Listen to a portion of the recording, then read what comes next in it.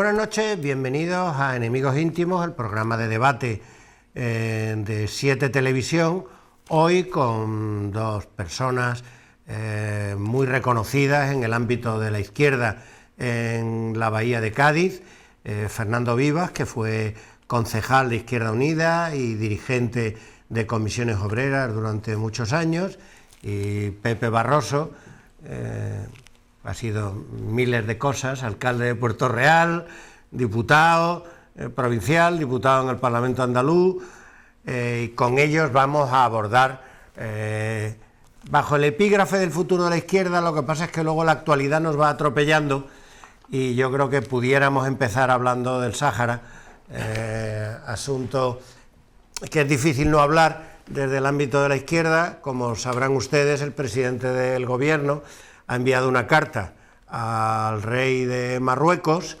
según ha comunicado el Palacio Real marroquí, donde acepta la fórmula de una autonomía para el antiguo Sáhara español, según la propuesta formulada por Marruecos, creo que fue en el 2008, sin haberse debatido ni en el gobierno ni en el Parlamento, y lo cual ha provocado reacciones en los partidos que apoyan al gobierno y otros partidos. Entonces, no sé, Pepe, que ha ido varias veces. ¿Tú has estado también en los campamentos? Bueno, empieza. Bueno, yo he estado en los campamentos, como todo el mundo bien sabe, y además he estado en el Sáhara, en la zona ocupada. Cuando digo el Sáhara me refiero al antiguo Sáhara. ¿Al Aaiún? En el Aaiún. Yo entré con mi queridísimo amigo exalcalde de Santa Lucía de Las Palmas en Gran Canaria, Carmelo Ramírez. Entré a finales del año 91 en el Aaiún con una avioneta italiana en un encuentro que se celebró de asociaciones de amistad internacional en Las Palmas, y decidimos que la avioneta que había traído a los italianos pues sirviera para meternos y denunciar, digamos, meternos en el Aaiún y denunciar que estaba retenida porque la MINURSO, el acrónimo de Misión de Naciones Unidas para el referéndum del Sáhara Occidental, estaba retenida, recluida, yo diría que presa en el antiguo parador español turístico de la época de Fraga-Iribarne en el Aaiún. Por cierto, un edificio precioso. Llegamos al aeropuerto y para mí lo impactante, bueno, sacamos el carnet, sacamos también el pasaporte, estaba previsto que lo hiciéramos de español, yo tenía pasaporte internacional, y dijimos que había tenido la avioneta una avería. Obviamente, cuanto que tiraron de antecedentes, se dieron cuenta quién era Carmelo, que ha sido un militante de la causa saharaui siempre, quién era yo, que también estaba significado por esa condición, y fuimos andando desde el aeropuerto hasta el Aaiún. Pero lo más sorprendente para mí, que es lo que quiero resaltar, es que en las fotografías, una especie de cuadros casi como de grande como ese que está ahí, aparecía la fotografía del déspota Hassan II proyectada sobre un mapa y con una definición de lo que proyectaba en árabe y también creo que en inglés, que decía el Gran Magreb.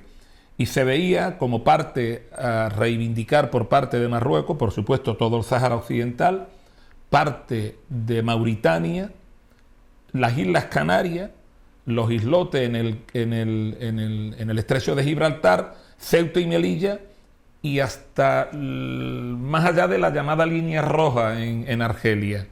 O sea, eso fue en el año 91, cuando ya el innombrable, el despreciable, en esta materia al menos, en muchas otras también, pero bueno, en esta materia al menos, Felipe González Márquez venía ya hablando de la necesidad de llegar a un acuerdo de entrega, como ha sucedido al final, o como pretenden que suceda, del Sáhara español. La política que al respecto ha tenido históricamente el PSOE en esta materia ha sido siempre una política dictada por Felipe González, que se olvidó muy pronto de lo que dijo en los campamentos de refugiados en el año 76, cuando dijo que respondía no ante Dios como lo hacía el franquismo, sino ante la historia, y le garantizaba a los saharauis que cuando el PSOE ganara las elecciones, ¿quién lo diría ahora, verdad?, ellos recuperarían la patria.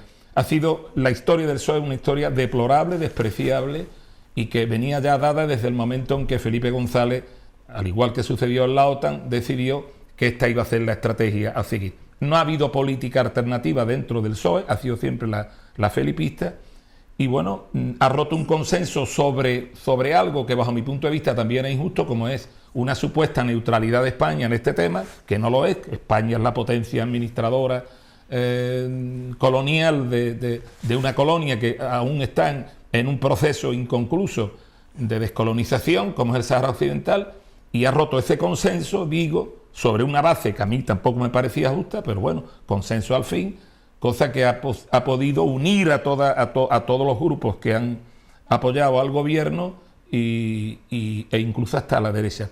Y ahí, que me permitan, no distingo la posición del PSOE de la de Unidas Podemos, porque lo que tenía que ver eso, en todo caso, Unidas Podemos, es haber expresado ya de una puñetera vez que no tiene sentido seguir con esta gente gobernando, y que se van, que no pasa nada, y que se van a los escaños de la oposición, y desde allí determinará y condicionará la política social del gobierno, como algunos defendíamos en el pasado.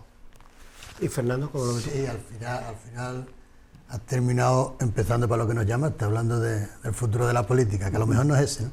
Yo en el tema del Sahara me parece una vergüenza política, no solamente en la forma, como decía Fernando, o sea, que ha sido con nocturnidad, alevosía, un secretismo, sino también en el fondo, ¿no? Parece ser que ahora los que están saliendo ahí de bomberos, pues le plantean que bueno, que ya la situación está clara, que ya la planteó Zapatero, que bueno, que era una de las opciones, que al final se está respetando lo que dijo la ONU, de que de las dos opciones pues una, pero la verdad es que se han posicionado en favor de Marruecos, del dictador, ¿no? O sea, a mí eso es lo que me parece una desvergüenza, sobre todo porque insinuaban esta mañana algunos, insisto, que van de bomberos, que posiblemente es que hubiese una amenaza del Reino de Marruecos con Ceuta y Melilla.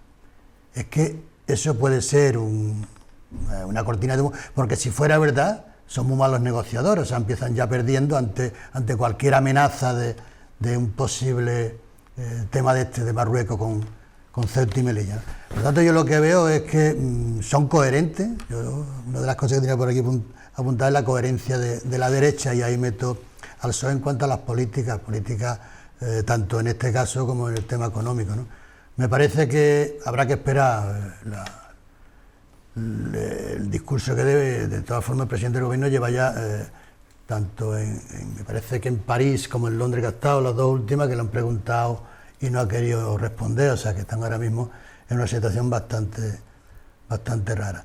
Me parece una desvergüenza, y desde luego yo creo que la solución, posiblemente no sería la solución para arreglar este problema, pero sí la solución, si vemos el futuro de la política de izquierda y del partido de izquierda, es que no se puede estar en los sitios a cualquier precio. Hay que tener una ética y unos valores que te permitan irte con la cabeza alta mejor que estar con la cabeza agachada en los sitios, ¿no?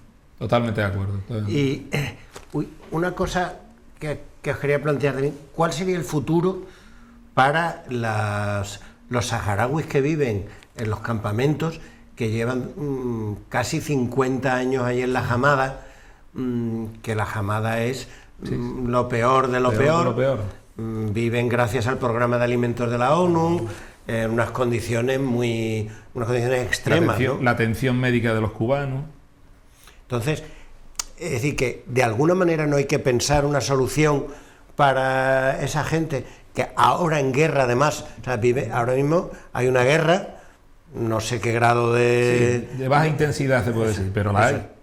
Entonces, ¿qué es lo que hay que plantearle? Porque me imagino que la mayoría, hay 175.000 personas en los campamentos. Supongo yo que las 2/3 partes o más no han nacido en el Sáhara Occidental, han nacido allí, en la Hamada, ¿no? Pero sorprendentemente esa parte que ha nacido allí es posiblemente, digo, la más reivindicativa, respecto del futuro que pretenden, que no es otro que la independencia. ¿Qué es a qué deberían de aspirar ellos? ¿Cuál sería la solución? El cumplimiento de las resoluciones de Naciones Unidas. ¿Para qué es es sino ese instrumento? De forma Hacer cumplir las resoluciones. ¿Qué es eso? Acaban de prorrogar otro año Claro, Minurso. pero, vamos, yo soy de la opinión que este tema solamente se resuelve a tiros. Porque hasta que, como dije en algún audio que por ahí está circulando, hasta que no sirven los disparos en los oídos de los señores representantes del Parlamento y de la opinión pública española en el Parlamento y en la Unión Europea, hasta que no empiecen a sentir el calor de las explosiones cerca, no se van a enterar de que allí hay una guerra con un determinado grado de intensidad, pero una guerra además que es prolongación de otra guerra que terminó con el armisticio después de la última batalla en Tifariti, bajo el auspicio de la de la ONU, del propio gobierno de España también, donde se comprometían a que en el plazo de 6 meses, sobre la base del censo español, se celebrara un referéndum. Y estamos hablando ya de hace más de 30 años. O sea, es que ha sido incumplimiento tras incumplimiento. Estamos hablando de una colonia que además la posibilidad de su independencia y sería o incorporaría un elemento más de equilibrio en aquella zona, porque es gente con otra visión del mundo, no son acendrados islamistas, tienen un sentido mucho más abierto, la mujer de la organización social, de los partidos, la mujer está hiperintegrada, forma parte incluso de los órganos de dirección y de representación de los que se han dotado allí en el Sáhara. Me parece que es lo más avanzado que ahora mismo podríamos encontrar en todo lo que es el Magreb, aunque ellos específicamente no pertenecen al Magreb, sí al Gran Magreb pretendido por los déspotas marroquíes. A lo mejor eso es un problema en vez de ser un... Claro, para ellos sí es un problema. Claro, por eso te digo que lo además más chocante de este gobierno es la inoportunidad, ¿no? Porque claro, estar planteando ahora de que hay un pueblo que tiene derecho a decidir, incluso al que le mandamos armas, y hay otro pueblo que parece ser que se le niega el derecho a decidir, ¿no? O sea, entonces esas distintas varas de medir me parece que son como mínimo inoportunos, salvo que haya, pues como dice el ministro de Asuntos Exteriores, secretos de diplomacia y tal. No se entiende, usted aclárese, oiga, aquí está usted diciendo una cosa y aquí la contraria, cuando aquí tiene usted un compromiso de mucho más tiempo que de aquí. O sea, entonces, la verdad que yo que se ha metido en un berenjena, que a mí lo primero que se me viene a la cabeza es digo, yo cojo los Bártulos y me voy de ese gobierno. Yo, inmediatamente. A lo mejor yo soy un... Pero claro, el que se esté ahí aguantando, como están aguantando los socios ahora, ¿qué papel les queda? Claro, ¿qué papel les queda? Decir, no, vamos a la resolución de la ONU y a no posicionarnos en una medida o en otra. El gobierno parece que tiene argumentos para decir, no hay que posicionarse, como ha hecho por escrito, en la postura de Marruecos. En los últimos días se está produciendo, en las últimas horas, una incorporación progresiva de auténticos mercenarios de la información que empiezan a hablar, además con la fe del converso, de la conveniencia de que se haya optado por esta solución con independencia de su inmoralidad, ¿verdad? Simplemente porque eso va a ser un elemento de disuasión ante el déspota Mohamed VI para que éste no siga con las medidas que ha estado aplicando de utilizar la inmigración ilegal a su libre albedrío y criterio. El que se crea eso es un pringaillo. Porque es que para esta gente, para el gobierno marroquí, para la satrapía marroquí, los procesos migratorios funcionan como reguladores de la espita de la olla. Cuando hay tensiones internas, abren esa espita y deja que salgan, que se descompresione la situación interna y que salga la gente de la manera que salieron y se utilizaron esos niños. A mí me sorprende ahora mismo, y no quiero entrar en el debate de la guerra porque eso siempre es complejo y nos llevaría a una situación posiblemente hasta de tensión. A mí me sorprende que se esté hablando ahora de los derechos humanos,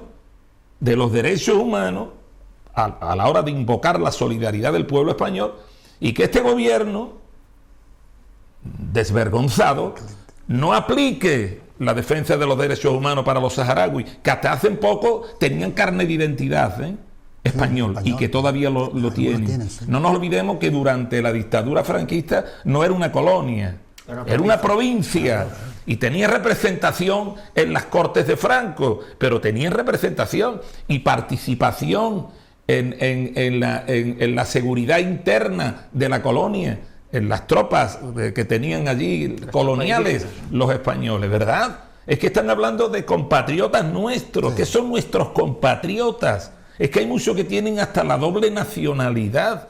¿De qué estamos hablando? Se le han negado la tierra por parte de los gobiernos españoles y se le ha negado también hasta la nacionalidad, cosa que me parece que es también absolutamente ilegal, además de irregular.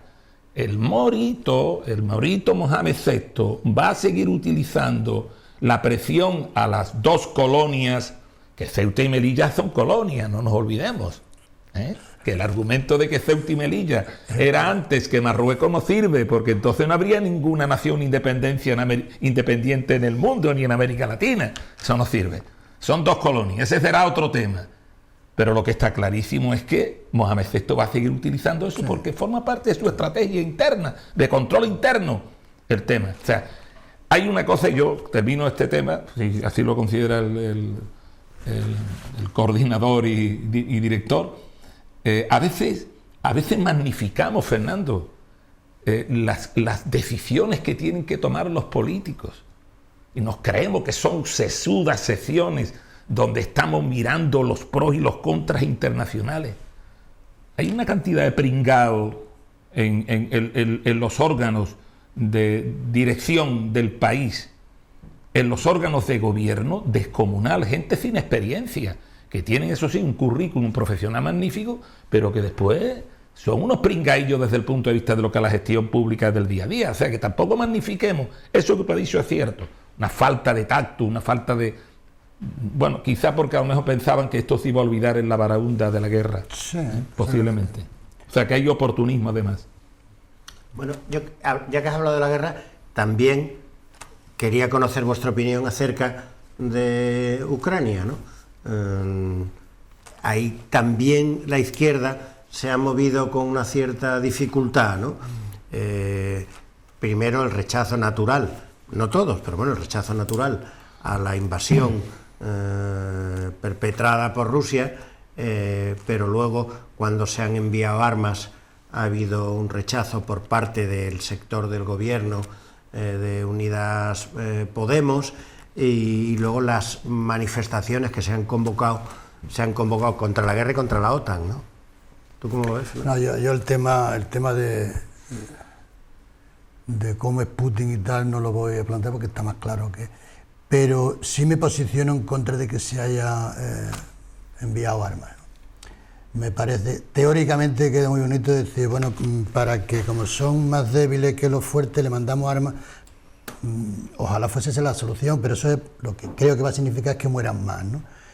Yo recuerdo una vez que en un curso de prevención de riesgos laborales llegaron los japoneses y dijeron que los depósitos de combustible en Kansas, cuando se prenden fuego, se apagan con más gasolina. Y a mí eso me impactó. Y efectivamente ellos planteaban un tanque que estaba ardiendo y como tiene unas válvulas atmosféricas, en vez de meter agua por aquí, metían gasolina por aquí y quitaban la capa de gas y se apagaba el incendio. Pero claro, eso se desechó porque los había que no quitaban la capa de gas, sino que reventaba el tanque, ¿no? Pues yo creo que mandar armas no es la solución, no es la solución. Salvo que los que la manden las quieran llevar ellos y ponerse ellos a tirar, ¿no? Yo creo que si fuera la solución esa, se tenía que haber mandado más armas y de más precisión, porque al final la guerra tiene una descomposición, es una invasión de un super país como Rusia a Ucrania, ¿no? A mí me parece además que Ucrania venía bastante ya desgastada desde hace años en luchas internas, ¿no? Y además tampoco está claro el posicionamiento que tiene la mayoría de los ciudadanos de Ucrania. Por lo tanto, me parece que el rechazo, como el 99% de cualquier persona de bien, a la guerra, y el tema del posicionamiento del gobierno en mandar armas, a mí es que me da que al final hay un exceso en las fábricas de armas y hay que sacarlo. Se está viendo que los beneficios de la industria armamentística van y a lo mejor están caducadas y había que mandarla para poder hacer más, ¿no? Me parece que estamos viviendo un momento que curiosamente estoy esperando que salgan las listas de los supermillonarios a costa de esta guerra, ¿no? Que tiene que ser interesante ver los intereses que han movido a estar por un lado apoyando y por otro lado apoyando desde la lejanía también mandando armas y dinero, ¿no?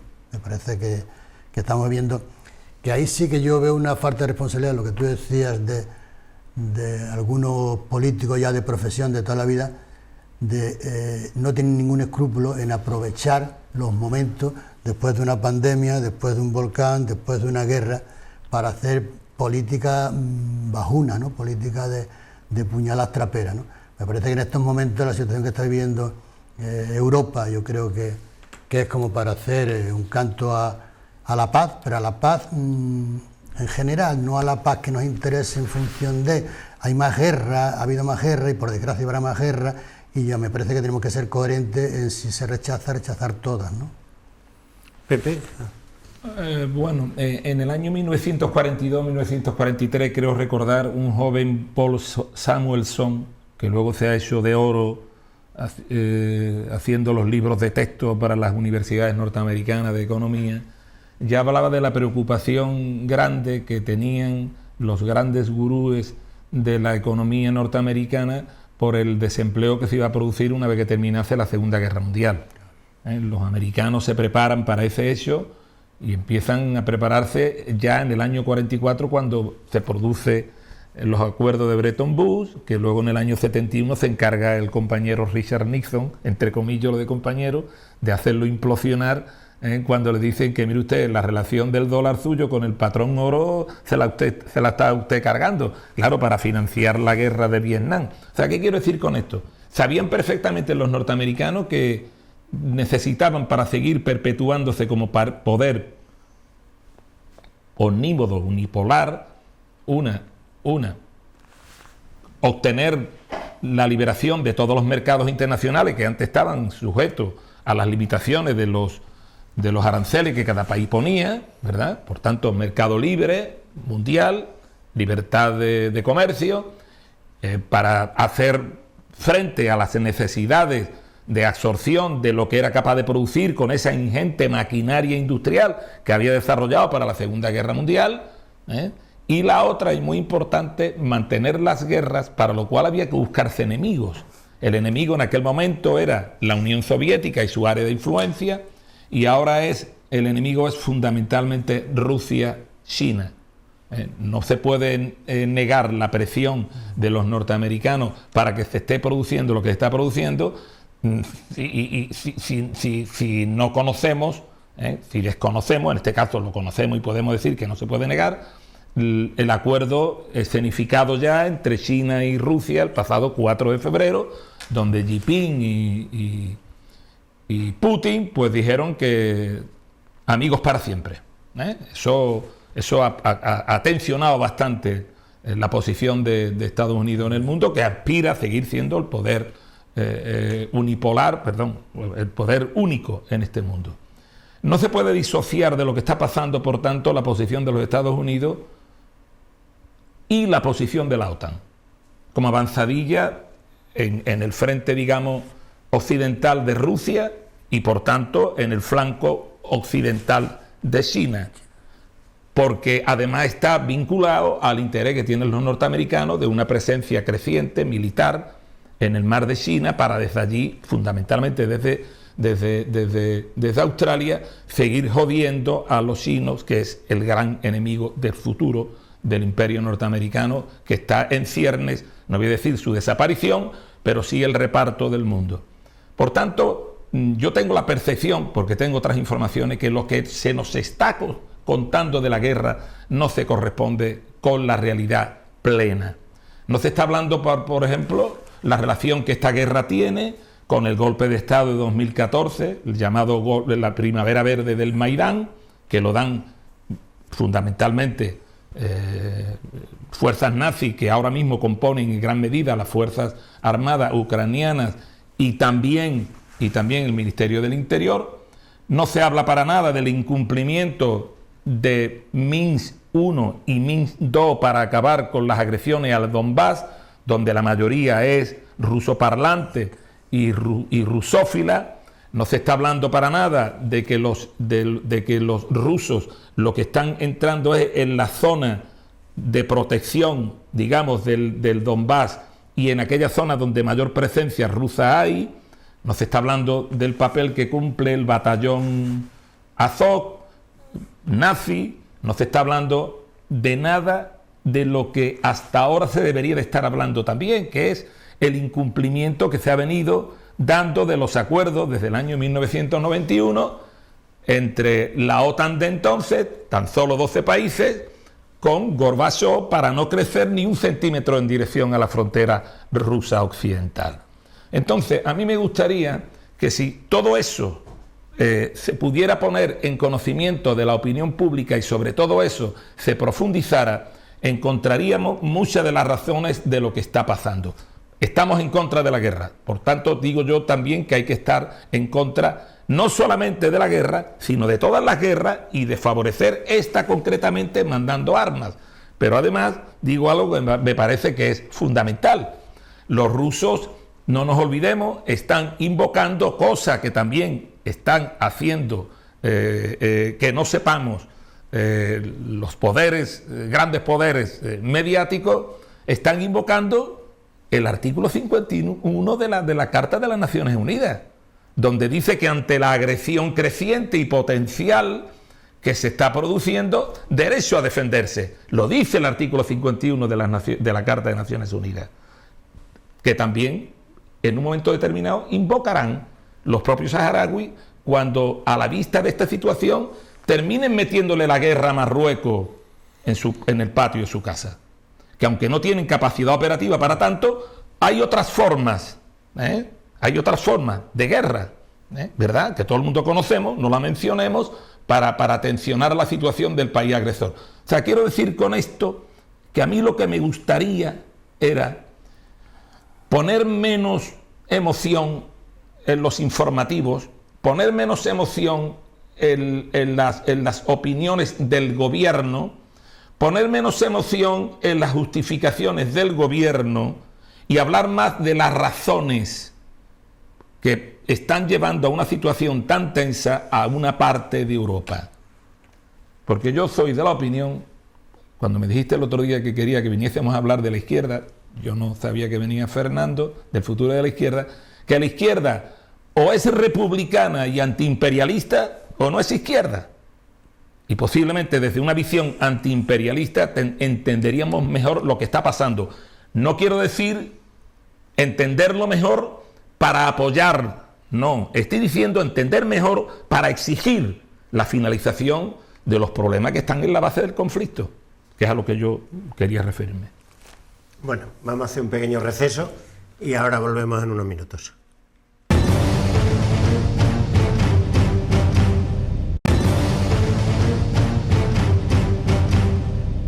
Bueno, seguimos en Enemigos Íntimos, están hoy con nosotros José Antonio Barroso, Fernando Vivas, y los habíamos convocado aquí para hablar del futuro de la izquierda. Vamos a empezar hablando, hemos hablado de política internacional y de cómo se debería posicionar cada uno desde su punto de vista sobre los grandes temas de la política internacional.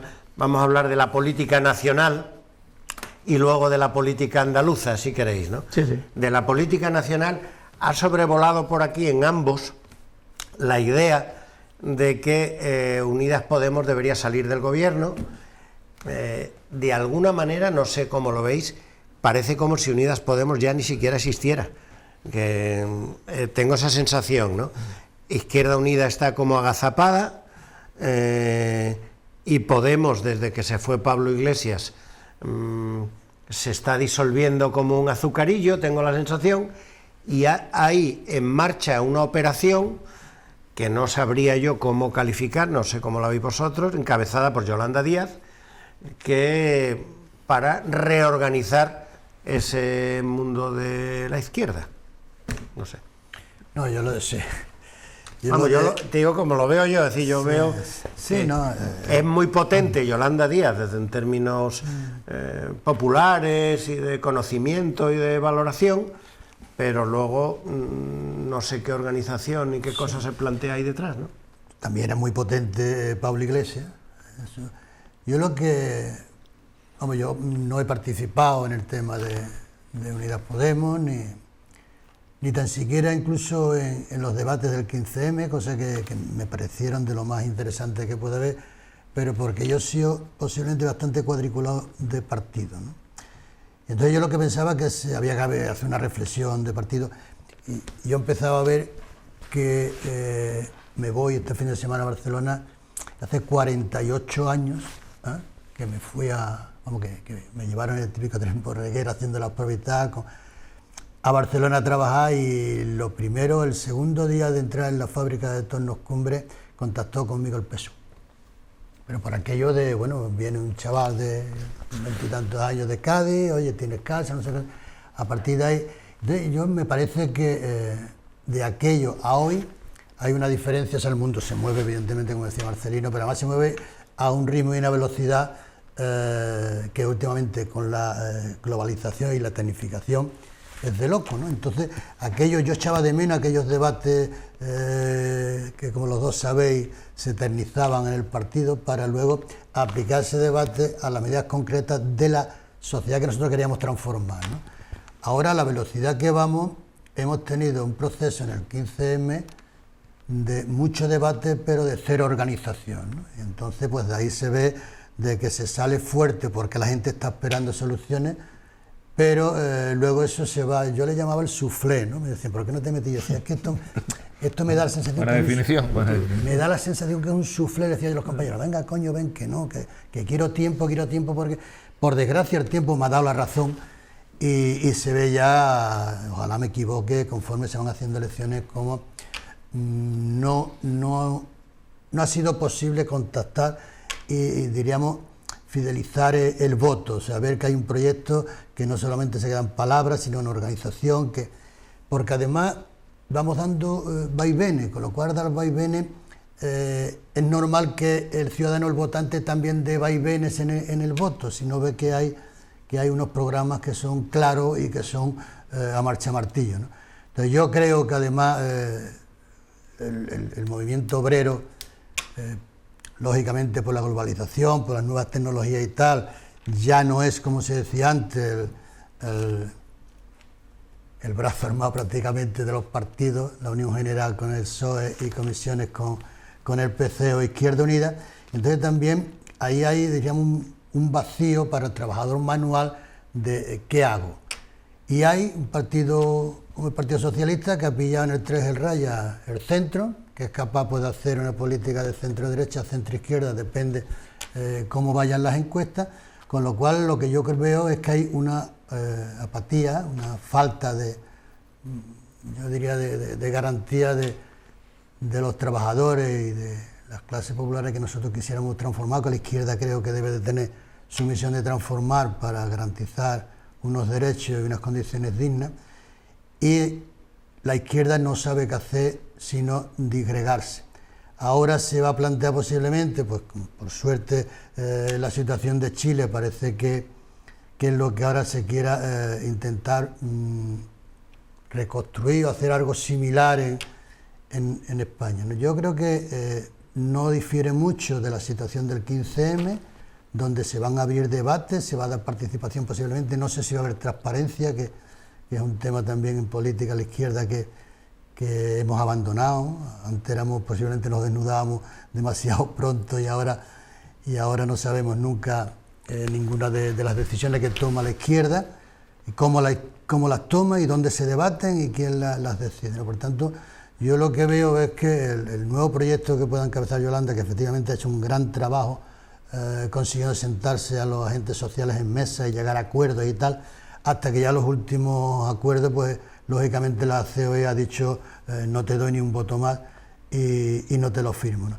Me parece que ha hecho un trabajo y está haciendo un trabajo interesantísimo la Yolanda Díaz, pero el proyecto que tiene me parece que que forma parte de los varios proyectos, tenemos otro en Andalucía que luego se verá, de que no dejan de estar bien intencionados en buscar la solución, pero les falta analizar primero el cambio de la sociedad que está sufriendo, porque a lo mejor estamos aplicando una política que no va con las necesidades que la sociedad nos está planteando, ¿no?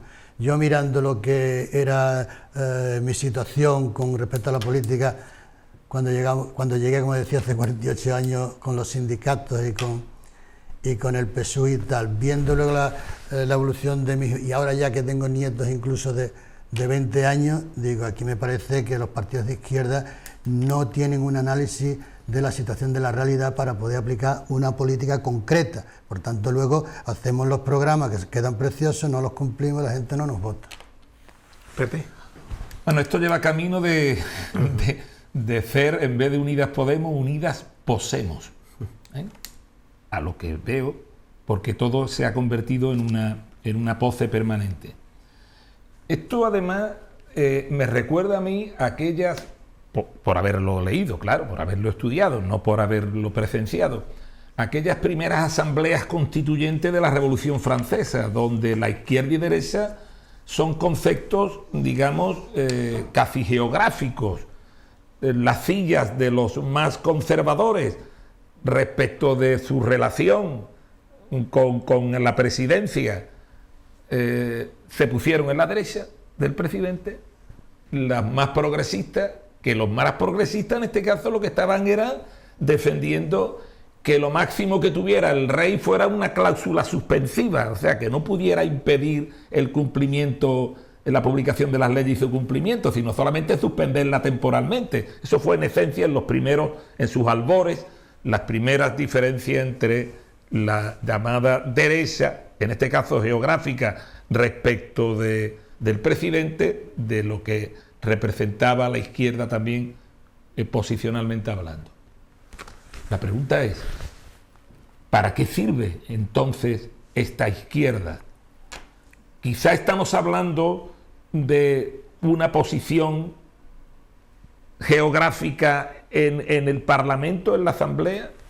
¿Ha pasado a ser esa prácticamente la única y más importante diferencia? Porque si nos fijamos bien, esas medidas tan extraordinariamente progresistas que se han puesto en marcha en este país han ido de la mano de los empresarios, con excepción del último aumento del salario mínimo interprofesional. ¿De qué estamos hablando? Pero en las grandes medidas, aquellas que son estructurales, no de maquillaje, estamos, si me permite, Fernando, en la misma posición que el Partido Popular, que la derecha. ¿Qué posición tiene este gobierno respecto de la banca pública? En este país hubo banca pública, En este país hubo banca pública donde empezó a ser privatizada precisamente con gobierno del PSOE. No lo llamo socialista porque no me da la gana. Del gobierno del PSOE. La primera medida de privatización la toma en un porcentaje por encima del 50% de la banca pública. No confundamos con las cajas de ahorro. No confundamos con las cajas de ahorro. La primera medida la adopta Felipe González, luego la completa Aznar y la termina de privatizar, me estoy refiriendo concretamente a Argentaria. Las primeras medidas de privatización del sector energético de este país las toma el PSOE, no digo socialista porque no me da la gana. Las primeras medidas, sin embargo, veíamos cómo Italia terminaba comprando empresas que antes habían sido públicas en este país. ¿Cómo? Con instrumentos empresariales públicos, propiedad del Estado italiano. Hemos privatizado nuestra energía, pero poniéndola en manos de un país extranjero, de un gobierno extranjero que no es España. Pérdida de presencia del sector público productivo, no del indirecto, no de la administración, del sector público productivo. Pérdida casi absoluta. Nuestra participación, me refiero al sector público, en el Producto Interno Bruto del país ha bajado. Y no digamos ya en la industria del país, en la industria productiva del país.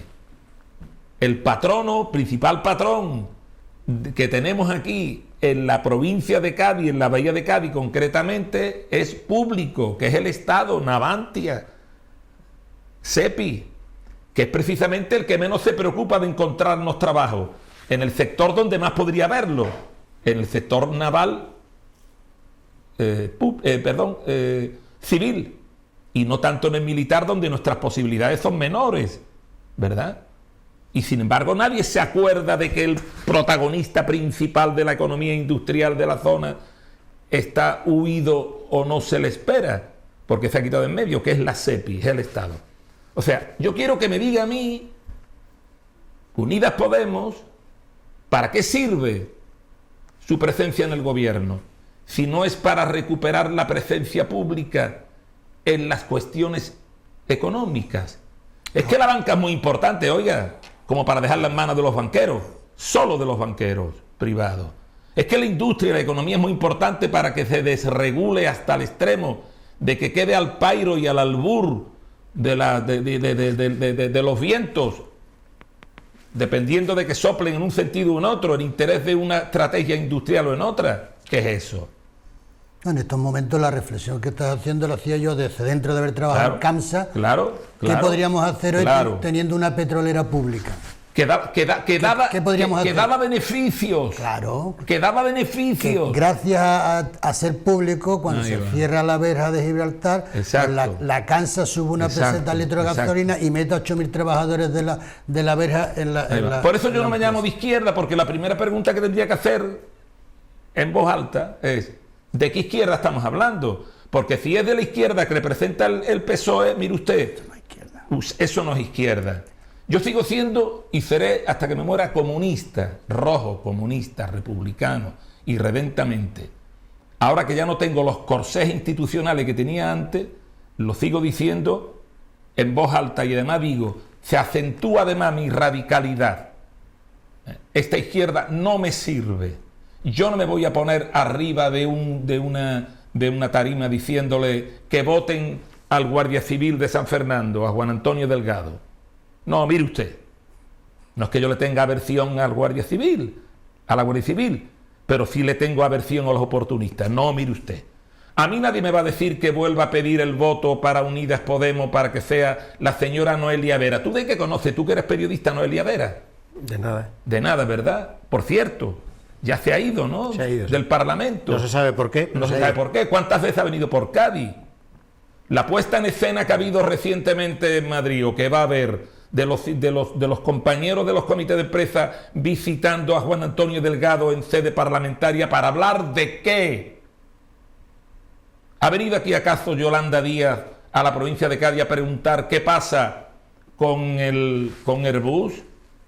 ¿Ha dicho alguien algo de la izquierda real, la que iba a saltar los cielos, sobre la indecencia de que Alfredo Rodríguez o Gutiérrez o Alberto Rodríguez haya dicho, presidente de Airbus España, que tienen en cartera 7.000 aviones y trabajo para 7 u 8 años y sin embargo han cerrado Puerto Real? ¿Lo ha dicho algún político municipal, autonómico, nacional, de los que se denominan de izquierda? Esa izquierda no sirve. No para transformar la sociedad, habrá que buscar otra fórmula, otro método. Y ese es el tema, yo creo que ese es el debate. Aparte te iba a decir una cosa, yo no lo soporto. ¿Se puede hablar así con claridad? Tú puedes hablar lo que yo te dé la a gana. Podemos no lo soporto. Han sido toda una partida de oportunistas y no soporto a Pablo Iglesias, porque ese Pablo Iglesias a mí me acusó de formar parte de la casta. Cuando hablaba de la casta no solamente habló del PSOE, habló también de Izquierda Unida. Todos aquellos que habíamos formado parte de las instituciones públicas como Izquierda Unida. Claro, se tuvo que apoyar en el teresianismo, en los anticapi. Ahora los teresianos son los que le están calentando las orejas. Nos llamaron casta. Ese vino aquí como si fuera un ditero a apuntar a compradores de su discurso. Me llamó a mí casta, casta tú y todos tus castas, como decimos aquí en Cádiz. Yo no formo parte de la casta. Entonces, ¿qué izquierda? Pero entonces, ¿cuál sería? ¿De qué izquierda está hablando? Pero, ¿cuál es entonces Claro. la Pues habrá que buscar, como dijo Lenin, ¿qué hacer? Pues ¿qué hacer? En primer lugar, que hay que hacer es empezar a reivindicar un discurso de lo público, un discurso antiimperialista, un discurso pacifista, un discurso republicano, llevar a la sociedad ese debate, aunque tengamos que pasar o hacer la travesía del desierto, con un norte, la república, el antiimperialismo, la paz, los sectores públicos en la economía que sean capaces de condicionarla, exigirla y someterla en términos de interés social y público. Claro, pero para llevar eso a cabo hacen falta organizaciones fuertes. Claro. ¿Y cómo constituimos organizaciones fuertes? Y que no entreguen la cuchara antes de que esto se obtenga, claro, simplemente con la prebenda de un porque puestecillo. Se ha convertido en un medio de vida la política. ¡Ay, amigo! Se pierde, no se pisa. No ven a los pobres, los políticos no ven a los pobres. Yo creo que aquí tampoco ve nadie los que están en las bóvedas de las puertas de tierra. Eso tiene mala solución. Hay que reconocerlo, porque no le vamos a dejar el privilegio de que haga política solamente con los cayetanos que tienen las bancas. Pero la política se puede hacer también desde la calle, ¿eh? Sí, y en las instituciones públicas donde se esté presente. La política se puede hacer también en los movimientos sociales. Se tiene que hacer. Y sobre todo, algo muy importante, la austeridad. Yo no sé, Pepe, si a ti te ha pasado. En el día a día, la austeridad del político en el día a día. Pepe, yo no sé si a ti te ha pasado, pero porque me parece que tenemos que ser para crítica autocríticos. O sea, cuando yo me voy del Tajo de Rota, de desnudarme todas las mañanas en el vestuario oliendo a gasoil y a gasolina, y me voy a Madrid, a la sección sindical Capitana ya 41, con moqueta y aire acondicionado, llegó un momento que digo, pero bueno, relativizaba los problemas que para mí eran graves en Rota, desde Madrid parecía, es que no piso el Tajo. Y lo primero que se nos ocurrió a unos cuantos de aquella, es decir, oye, no podemos estar aquí toda la semana en Madrid, hay que bajar al Porque, Tajo. Fernando, la relación dialéctica con la sociedad no se puede perder. Claro, pero entonces es que hoy, además, si el político se reúne, como esta moda que ha llegado últimamente, no sé para qué tenemos los mejores funcionarios que podemos tener, que son los más expertos, los que han pasado unas oposiciones y los que tienen una experiencia y que son los que hacen que las ciudades funcionan por los funcionarios, si no, no funcionamos.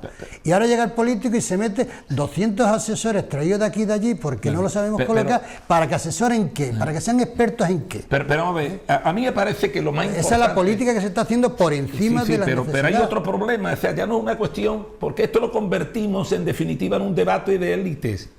De estas cosas hablamos las élites y tenemos que convertir esto en el relato social. Claro.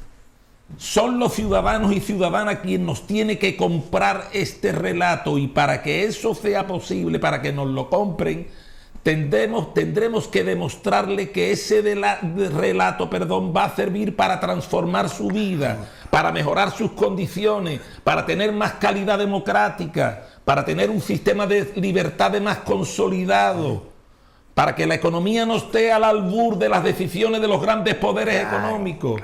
Habrá que decirle eso, y la ciudadanía será la que impulse hacia adelante. Entonces, yo, para ser concretos, ¿os parece bien que continúe Unidas Podemos en el gobierno, que siga existiendo una fórmula que es una alianza entre Izquierda Unida y Podemos, que eso sigue existiendo? ¿Hay que crear algo nuevo? ¿De qué manera? ¿Con quién? ¿Basado en qué organizaciones? Vamos a ver. Tenemos que acostumbrarnos a los gobiernos de coaliciones que aquí pero son una anécdota y en otros países, incluso del entorno nuestro europeo, no lo son. Lo que no te tiene que condicionar estar en el gobierno, tus planteamientos. O sea, entonces, si has entrado en un gobierno pensando que lo que hace falta es no quitar impuestos al combustible, sino quitarle los beneficios a Repsol, eso lo tienes que llevar a muerte. Claro. Y si no se hace, aquí no pinto nada, me voy a mi casa. Ya está, exacto, ya está. No, yo no digo, y además eso le decía... Y me voy a mi casa para conseguir arrancar los apoyos que necesito a la sociedad. Pero esa independencia te la da la independencia económica. Si depende del salario, de la dieta, Fernando, de no sé qué y de no sé cuánto... A ver. Toda la vida de Dios hemos hecho política en la clandestinidad primero, luego en la transición, posteriormente en la travesía del desierto, porque la izquierda evidentemente no alcanza su Arcadia feliz con la llegada del PSOE, del felipismo al gobierno, ni muchísimo menos. Toda la vida de Dios hemos hecho sindicalismo en la fábrica, toda la vida de Dios hemos estado en el Tajo. Y el proceso de adocenamiento que ha sufrido... Se complica, Pepe, la cosa se complica. Tú y yo teníamos un bidón para subirnos. Vale, hoy con el teletrabajo, por ejemplo, ya no tenemos el bidón para subirnos y congregar a 200 compañeros. Yo es que creo que, honestamente, te lo ¿Cómo digo, se hacen hoy los debates? Y te lo digo con todo respeto, a mí me parece que esto es simplificar la cuestión. El problema está en que cuando tú alcanzas el poder por la vía que él ha alcanzado, Unidas Podemos, y empieza a plantearse la contradicción entre la posición dominante del PSOE en el gobierno, estoy de acuerdo, la presión de los mercados, de los poderes fácticos, tú empiezas a rebajar tus exigencias en el gobierno y nada más que te queda tener que irte. Claro. Y si te falta algún elemento fundamental en este proceso, es decir, que este ha sido un debate de élites que tú has situado en el ámbito de las élites, pero que evidentemente una sociedad muy movilizada tras tu discurso, que presione en la calle, esa calle que hemos perdido y está ocupando la extrema derecha simplemente utilizando el cabreo de la gente. Claro. Cuando tú no tienes ese aporte social, ese apoyo social, porque no lo has buscado, evidentemente te queda simplemente con el argumento de tu pretensión, de lo que tú tienes en tus estatutos, no de lo que firmaste en el pacto de gobierno. Por eso yo digo que hace falta entonces, con esas alforjas, no merece la pena este viaje. Entonces lo que tienes que hacer es, bajo mi punto de vista, si realmente Unidas Podemos quiere seguir funcionando, es decir, hasta aquí hemos llegado, me vuelvo a mis cuarteles de invierno, me reaprovisiono ideológica y programáticamente, me mezclo de nuevo en eso que tú llamas los tajos, la calle, las asociaciones, el movimiento popular, y empiezo desde ahí a plantear las exigencias. Pero para eso, primero te tiene que comprar el discurso antes de que te lo compren los poderes públicos fácticos, y el gobierno te lo tendrá que comprar la sociedad. Está claro. Que debe entender por qué queremos la república, que debe entender por qué queremos la paz y para qué y quiénes son los responsables de la guerra, y que tengan que entender también por qué queremos el sector público tan denostado, ¿eh? Todos son unos flojos, todos son unos pringados, la gente no trabaja, la gente lo que quiere es ganar dinero, etcétera, etcétera, etcétera. Y mientras tanto, aquellos que sin embargo han tenido por lo menos un sentido patriótico, y me refiero en este caso concreto al sector naval, como han sido los gallegos, se están quedando con la parte del león. O sea, a ver, ¿qué significa? Permítame de nuevo que insista en este sujeto. Juan Antonio Delgado, diputado de Unidas Podemos por Cádiz. A ver, que alguien me lo diga. Que alguien me lo diga. ¿Qué ha significado? ¿Qué ha significado Noelia Vera? A ver, que alguien me lo diga. ¿Qué los diputados del PSOE? ¿Qué? Díganmelo a mí. ¿Qué el teresianismo en Andalucía? ¿Qué ha significado? ¿Qué los anticapis? A ver, que alguien me lo diga. Porque es que yo no lo veo. ¿Dónde están? Pero entonces, ¿qué tendríamos que hacer? Pues, lo que he dicho anteriormente, primero tener una política, claro, primero tener una convicción, primero tener un proyecto, primero saber lo que queremos. A mí el zasca que me dan cuando le digo, si yo estoy en esa situación, yo hay por cosas que es líneas rojas que pero no yo paso. Yo me voy. Y dicen, bueno, pues no vas, hay ruptura del gobierno, elecciones, ¿y qué pasa? Y sale la derecha. ¿Y qué pasa? Bueno, ¿y qué pasa? La forma esa de... Pero ya está bien de menosmalismo, compañero. No, claro, el riesgo de eso es que estás perdiendo tus principios. O sea, vamos a ver, que esto no es como... Si tú tenías incluso parece ser que por escrito, tú tenías un programa, el programa se cumple sí o sí. y te podrán machacar si las macrogranjas no sé qué, pero tú sigue. Pero no Está clarísimo que los medios de comunicación, pues eso, obedecen como todo el mundo a quien le paga. Pero en vez de decir lo de las macrogranjas, el hombre a un periódico, vete y únete a las uniones de pequeños agricultores y ganaderos, empieza a cultivar el discurso en los sectores de la opinión pública y de la producción ganadera donde realmente interesa, y sitúa en el escenario del debate tu discurso cuando tenga una base social lo suficientemente potente como para que pueda darle cobertura. Si pero yo no sé echarle un cable, Pepe. Eso cada vez más difícil. Bueno, pues nada, pues será muy difícil para ti, para mí no. No, para mí no. ¿Sabes el tiempo que llevamos aquí defendiendo la Revolución Cubana, defendiendo la vigencia histórica del comunismo, y sin embargo cada vez nos compra menos el discurso? ¿Pero eso qué significa? Significa que tendremos que buscar nuevas formas de penetración ideológica, de penetración cultural, porque esta es la batalla cultural que tenemos que librar. El tema es cuáles son las nuevas. Hoy no llevas a una asamblea 2 horas a abrir un debate, a estar debatiendo un colectivo. No da tiempo. ¿Qué vamos a hacer? Tenemos que terminar, como este es un debate que desgraciadamente la izquierda el teatro siempre están en crisis, pues volveremos a convocaros otro día. Encantado. Volveremos a hablar, habrá desgraciadamente más crisis internacionales, nacionales, y seguiremos debatiendo el futuro de la izquierda durante mucho tiempo. Os agradecemos a Fernando Vivas, a Pepe Barroso, vuestras opiniones y vuestros comentarios. Les agradecemos a nuestros espectadores habernos prestado atención, y les convocamos para dentro de una semana en un nuevo Enemigos Íntimos.